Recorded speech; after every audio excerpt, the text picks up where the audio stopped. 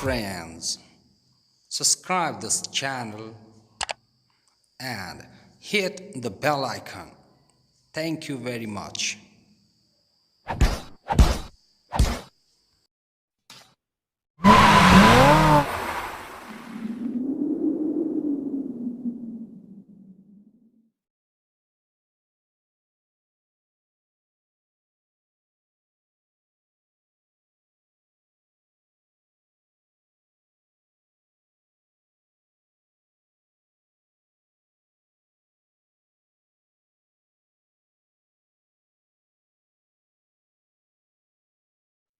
Hello all my dear students, this is Hseb Suraj once again in front of you to help. Today I'm going to tell you about an interesting psychological story from the first chapter of the book Vistas of class 12, which is The Third Level. This story is a fictitious story written by Jack Finney, an American author. Most of his creations are based on scientific as well as thriller experiences. The plot of this story was written around 1958. This story, The Third Level, has presented various unbelievable incidents that have created a kind of question mark in the reader's mind. This story begins with the narration of the main narrator and ends up very surprisingly creating confusion among all the readers. The writer of this story has raised a question for all his readers before starting this story. His question is, have you ever had any curious experience which others find hard to believe? By this question, we get an idea that this story, The Third Level, is somewhat related with unbelievable incidents.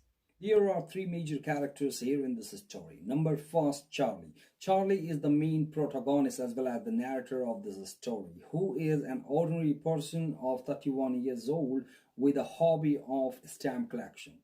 Number second, Louisa. Louisa is Charlie's wife who cares much more about Charlie.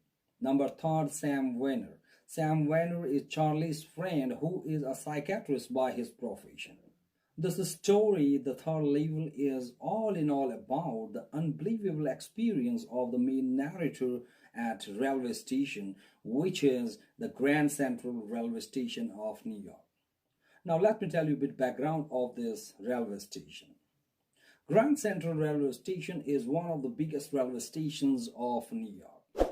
This railway station was established in the year 1871. The narrator's experience related with the third level of Grand Central Railway Station is quite unbelievable and hard for others to believe it.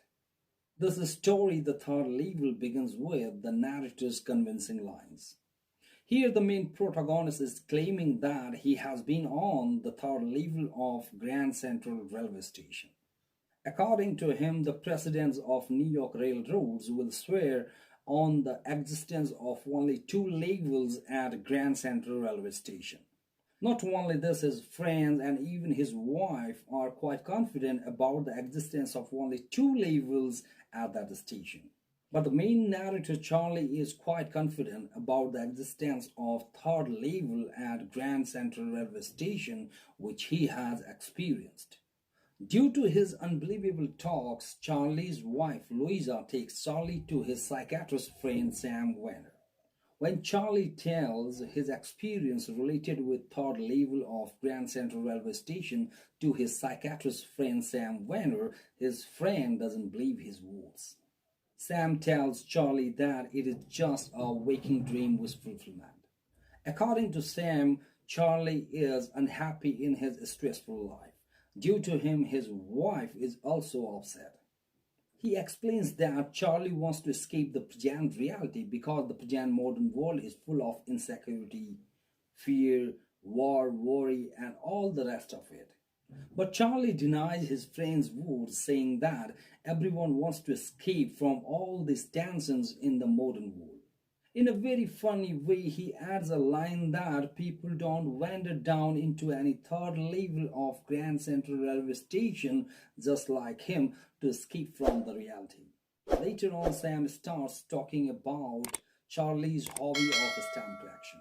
According to him, stamp collection itself is a temporary fuse from the reality. Charlie gives fine example of his grandfather and American President Roosevelt. According to him, his grandfather also had a hobby of stamp collection. But he did not need any temporary fuse from the reality. During the time of his grandfather, the things were pretty nice and peaceful.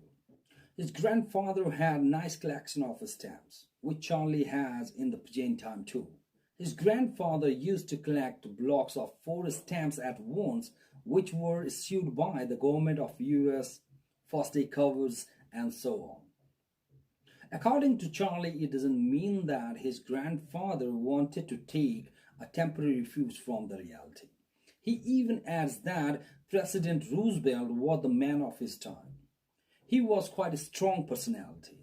He even had the hobby of stamp collection. He was quite courageous enough to fight with reality. In fact, he didn't need any temporary fuse from the reality.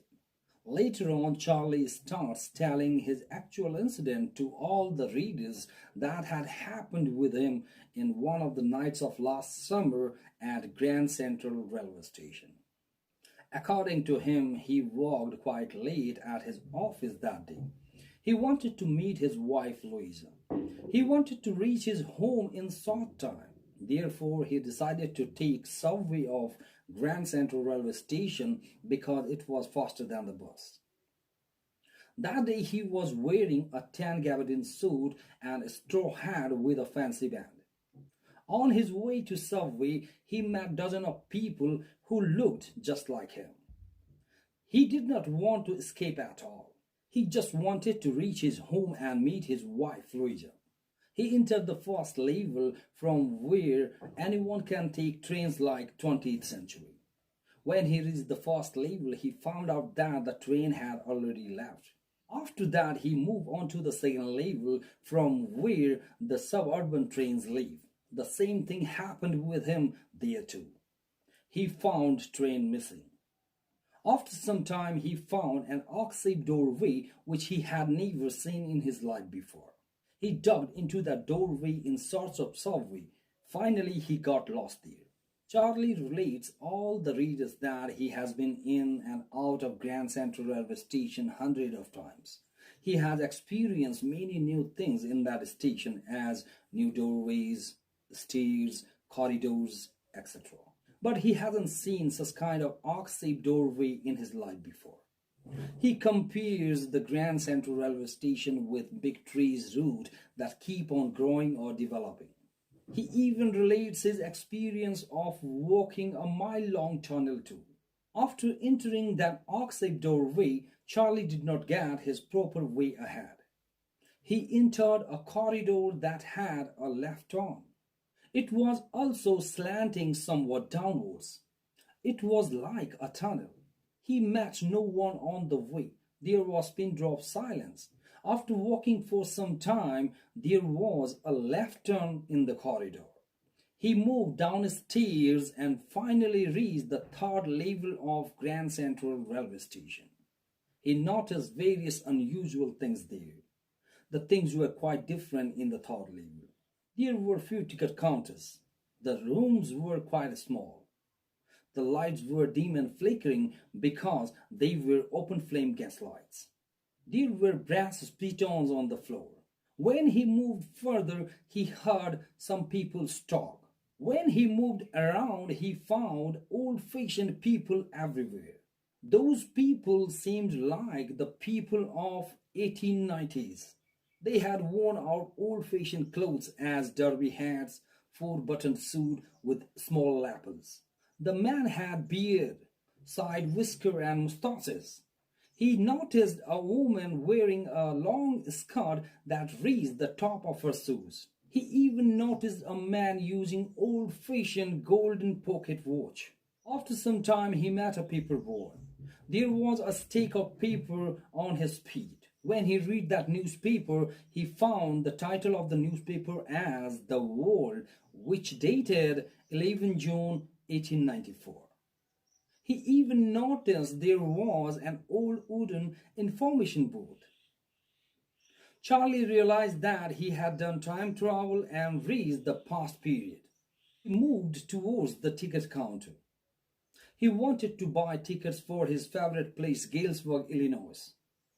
When he counted his money in front of Countess Clerk, the Countess Clerk nodded his head saying that ain't money, mister. The Countess Clerk warned Charlie for not scheming him. Charlie saw the old-fashioned money bills just beside that Countess Clerk and left the counter because he did not want to be in jail of 1894. Charlie always had deep desire to move to Galesburg along with his wife Louisa. For him, Galesburg is such a wonderful town with big old frame houses, huge lawns, and tremendous trees whose branches meet overhead and roof the streets.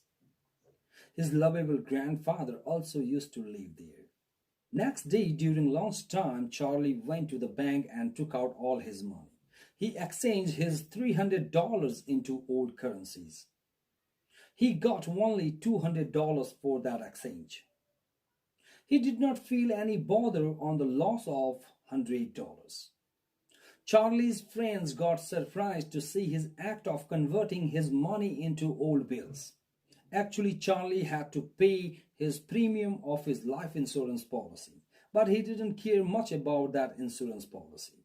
The one and only wishes for Charlie was to reach Galesburg, which was quite peaceful town, and the things were quite cheap there.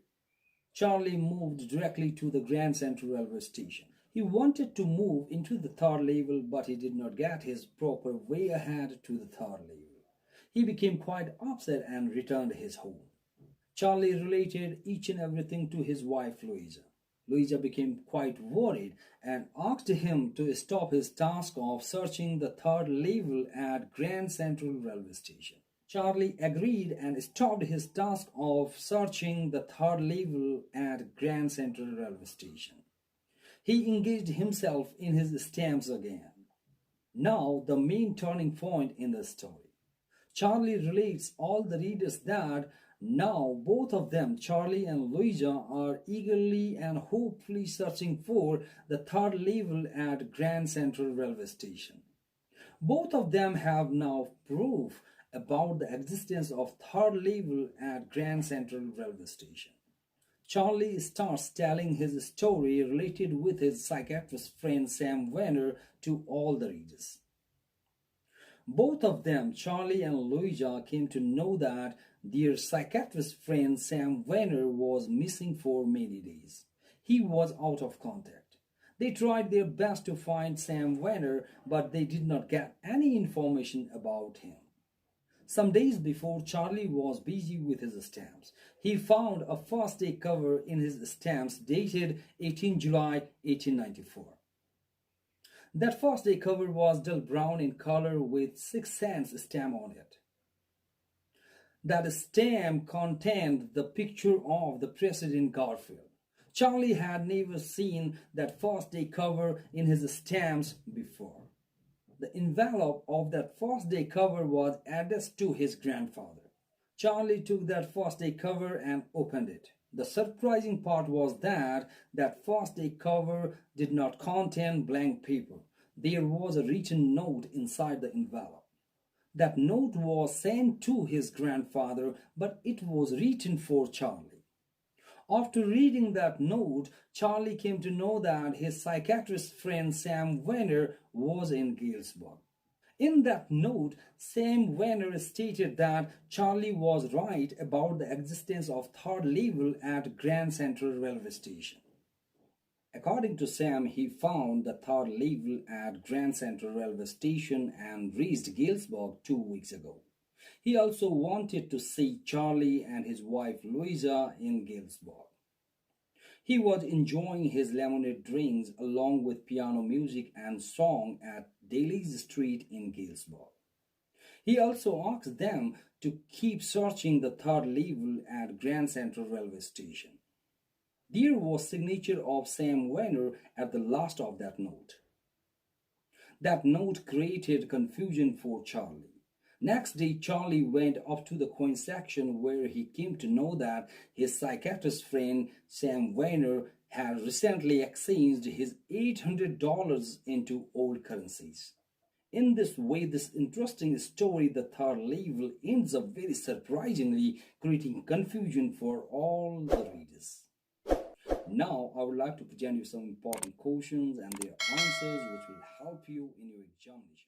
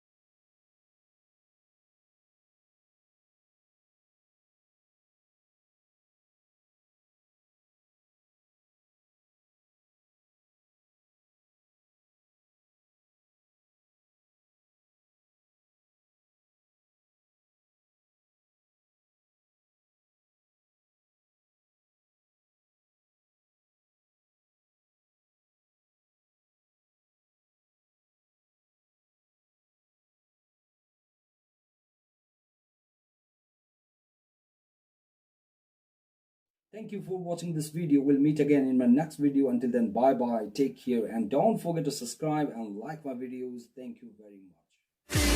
Young ones, but we live for it, we die for it, we live for forever. Young